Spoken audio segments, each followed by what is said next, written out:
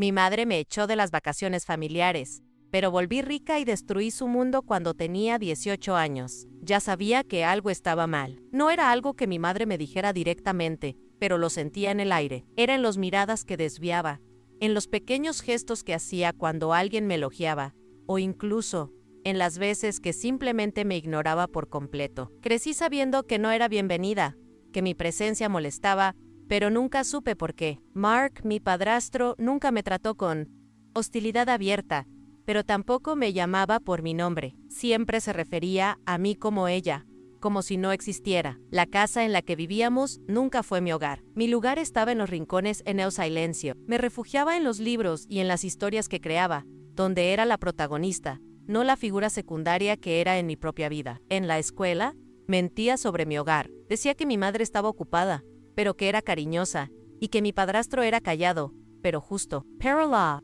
realidad de mi vida en casa era algo que no podía compartir con nadie. Mi vida estaba llena de silencio, y nadie sabía nada al respecto. Antes de continuar con la historia, no olvides dejar tu like y suscribirte a nuestro canal para estar al tanto de más cuentos como este. Entonces, cuando me invitaron a un viaje familiar, una parte de mí que aún soñaba con ser vista, se emocionó. Sabía que probablemente nada cambiaría, pero aún así decidí ir. Pasé horas preparando mi maleta y leyendo ropa. Discreta, sin llamar la atención, pero le puse una cinta azul a la mochila, un toque de color, como si todavía creyera que alguien podría mirarme y sonreír. Cuando llegó el coche, Mark tocó la bocina una vez, y entré, sentada entre dos tías que claramente no querían que estuviera allí. El maletero ya estaba lleno, y no se molestaron en hacerme espacio. Estaba apretada, sin espacio para mis piernas. Mi madre estaba animada, hablando sin parar sobre los éxitos de sus hijos biológicos. Y yo, de nuevo, era invisible. Cuando intenté meterme en la conversación, mencioné que ya había leído sobre la universidad en la que mi medio hermano había conseguido una plaza. Traté de mostrar que también estaba atenta a las cosas, pero mi madre simplemente giró su rostro hacia mí y dijo con un tono seco: "CH. Nadie te preguntó, Evelyn". Intenté ignorarlo, pero esas palabras me atravesaron como siempre. Mis ojos se llenaron de lágrimas, pero fingí que nada había pasado. El resto del viaje fue en silencio para mí, pero había ruido constante a mi alrededor. Conversaciones, risas, canciones que no conocía y bromas internas que me excluían. El peso de ser invisible nunca fue tan grande. El viaje continuó de una forma aún más dolorosa para mí. Mientras todos conversaban animadamente sobre sus planes, sus fotos, sus excursiones, yo me mantenía en silencio, observando por la ventana, tratando de ignorar el vacío en mi interior. Intenté no pensar en lo que me había dicho mi madre. Pero las horas pasaban y el sentimiento de exclusión se volvía más y más intenso. Me sentía como una sombra en el coche, un espacio vacío entre las carcajadas, las historias y los chistes. Nadie me miraba, nadie me pedía opinión. Yo estaba Ali, pero al mismo tiempo no lo estaba. Mi cuerpo estaba en el asiento, pero mi mente ya había viajado lejos, buscando escapar de la humillación, del dolor que se acumulaba en cada palabra que no me incluía. Ya no intentaba hablar, ya no intentaba ser parte de la conversation. El dolor que sentía era tan profundo que ni siquiera podía encontrar consuelo en mis propios pensamientos. La llegada al destino no cambió las cosas. El ambiente seguía siendo el mismo, risas, planes, actividades que todos compartían entre ellos, mientras yo quedaba al margen. El rechazo no era explícito, pero estaba en el aire. Mis tías, aunque no decían nada, me miraban con una mezcla de incomodidad y lástima. Mark seguía callado como siempre, y mi madre parecía tan feliz con sus hijos biológicos que mi presencia ni siquiera importaba. Después de un rato, mi madre, con su tono frío y autoritario, me dijo que fuera a preparar mi maleta. En ese momento, algo dentro de mí se rompió. Sabía que algo más iba a pasar, pero no entendía aún qué. Fue entonces cuando ella se levantó de la mesa, sin decir nada más, y me miró con esa mirada que ya conocía, la que no pedía explicaciones, solo órdenes. Caminó hacia el maletero del coche y, sin previo aviso, comenzó a sacar mis pertenencias de una manera tan violenta que me dejó paralizada. Mi maleta voló al suelo, el cierre se rompió y mi ropa comenzó a caerse a no podía reaccionar. Vi mi vida, esa que había intentado mantener en orden, desmoronarse en ese momento. El sonido de la maleta golpeando el asfalto fue tan fuerte que parecía un eco de todos los años de desprecio y dolor que había acumulado. Mi cuerpo estaba rígido, no podía moverme, como si el miedo me hubiera paralizado. Mi madre no me miraba, no le importaba el desastre que acababa de causar. Simplemente me señaló con el dedo y me dijo: Ann, eres un peso muerto, siempre lo fuiste nadie. Aquí te necesita. Esas palabras no fueron gritos, fueron una sentencia. Y en ese momento, algo dentro de mí cambió. Por primera vez en mi vida, entendí que no podía seguir buscando su aprobación. No podía seguir rogando por algo que nunca llegaría. Me quedé ahí, con la maleta rota y la ropa esparcida por la carretera, tratando de asimilar lo que acababa de suceder. Sentí una mezcla de vergüenza, ira y tristeza, pero también algo más profundo, algo que no había sentido antes, una chispa de determinación. No iba a dejar que este fuera el final, no iba a permitir que me destruyeran así. Recogí mi mochila y traté de juntar mi ropa del mejor modo posible, mientras mis piernas temblaban. El calor de la carretera quemaba mi piel, y el sonido de los coches pasando rápidamente a mi lado me recordaba que el mundo seguía, que nada se detenía por mi dolor. Caminé hasta una pequeña estación de gasolina, a unos 5 kilómetros de allí. No lloré, aunque quería hacerlo. Era como si mi mente hubiera decidido protegerme de lo que estaba pasando. Cuando pedí un vaso de agua con la voz quebrada, pero traté de no mirar al empleado. Ann quería desaparecer. Dormí esa noche en un banco de la estación, cubierta solo con la chaqueta que llevaba en mi mochila. No lloré, no tenía fuerzas para hacerlo. El dolor que sentía no salía por mis ojos, se acumulaba dentro de mí, endureciéndose, como si todo lo que había guardado durante años se hubiera tornado en una fuerza que ahora debía usar para seguir adelante. No sabía cómo, pero entendí que ya no podía seguir esperando que alguien me salvara. Yo era la única persona capaz de hacer algo por mí. A medida que pasaban los días, la sensación de soledad y abandono se fue transformando en algo diferente. No sabía qué era, pero algo dentro de mí estaba cambiando. Me empecé a reconstruir, paso a paso, a encontrar refugio en lo poco que tenía. Conseguí un trabajo repartiendo panfletos, un empleo que no me llenaba, pero me daba lo que necesitaba: dinero para sobrevivir y tiempo para pensar. No podía permitirme más lujos, pero cada noche que pasaba lejos de esa casa, sentía que algo dentro de mí se aligeraba, como si me estuviera despojando de todo lo que me ataba a ese pasado que ya no quería.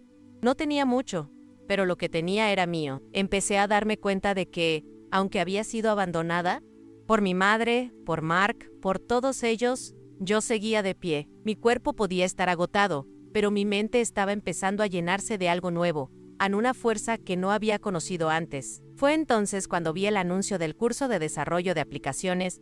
No dudé ni un segundo. Era online, autodidacta y completamente en inglés, algo que no me intimidó. Recogí algunos cuadernos viejos que había encontrado en la basura y comencé a estudiar, con una concentración que ni yo misma sabía que tenían. Cada línea de código, cada teoría que aprendía, me sentía más capaz. Era como si estuviera reconstruyendo mi vida, pero ahora, con un propósito claro: no dejar que nadie me dijera que no podía hacerlo. Mi progreso fue lento al principio, pero la sensación de estar construyendo algo que solo dependía de mí era adictiva. Mis manos dolían de tanto teclear.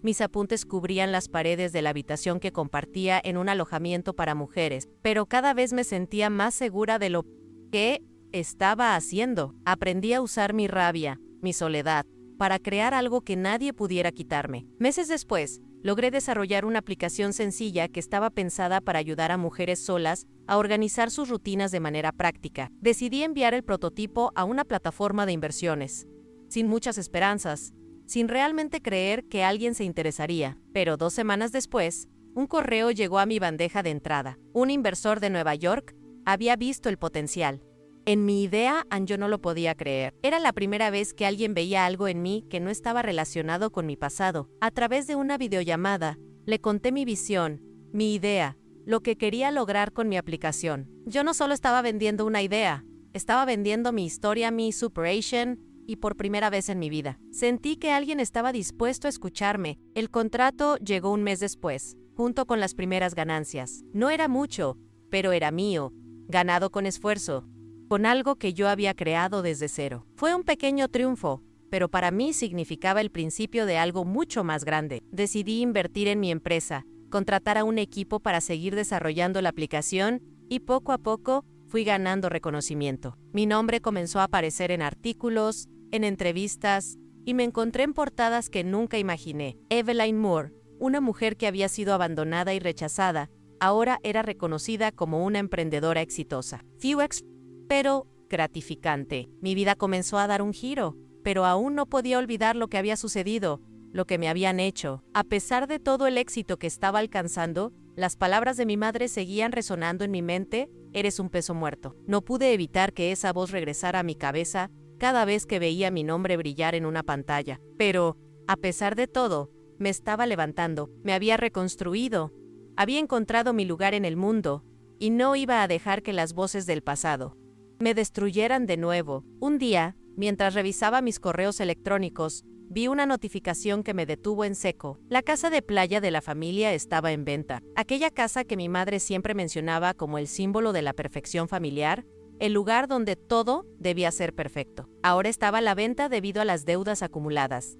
No pude evitar sonreír. Era la oportunidad que había estado esperando. No se trataba de venganza, sino de justicia. Sabía que esta vez, el control era mío. Investigué a fondo la deuda, la subasta, y confirmé que era real. Todo estaba a la vista. No me tomé mucho tiempo para pensar. Contacté a un abogado, y a través de mi empresa, compré la deuda de la casa de manera discreta. Nadie debía saberlo, solo yo. Quería que el golpe fuera preciso, que nadie se diera cuenta de lo que estaba sucediendo hasta que fuera demasiado tarde. Al final, me sentí aliviada, como si hubiera logrado cerrar una puerta que había quedado abierta durante años. Una puerta que me había permitido ser invisible. Una puerta que ahora cerraría para siempre. 2 semanas después, la documentación estaba lista, y la casa de playa pasó oficialmente a ser mía. No hubo celebración, no hubo festejo, solo una profunda sensación de alivio al saber que, por fin, había tomado control de mi vida, de mi futuro. Decidí que era el momento adecuado para enfrentar todo el dolor del pasado. Me subí a mi coche, conduje hasta la casa de playa, el mismo camino por el que había sido abandonada años atrás, pero esta vez era diferente. El coche era mío, el silencio dentro de él era mío. Cada kilómetro que recorría me recordaba que yo estaba viva, que me había levantado. Al llegar, estacioné frente al portón de la casa, que ahora se veía más pequeña de lo que recordaba, con la pintura desgastada y la cerca crujiente. Ya no era el lugar perfecto que mi madre había descrito tantas veces. Era un lugar lleno de grietas, de recuerdos rotos. Toqué el timbre y vi a Margaret abrir la puerta, con el mismo perfume fuerte que siempre usaba. Al principio no me reconoció, me observó con desdén, recorrió mi ropa, el coche, y luego una sonrisa torcida apareció en su rostro. «¿Viniste a suplicar perdón?», me dijo, como si yo fuera la culpable de todo lo que había sucedido. Me quedé en silencio por unos segundos, observando todo a mi alrededor, el porche donde nunca me permitieron sentarme, las ventanas que siempre estuvieron cerradas para mí. Luego, saqué un sobre de mi bolso y se lo extendí en «Tienes 48 horas para desalojar la casa». Su sonrisa desapareció en ese instante, y cuando leyó lo que decía el sobre, su rostro se transformó en una mezcla de incredulidad y furia. No pude evitar sentir que todo lo que había pasado, todo lo que había sufrido, ahora tenía un significado.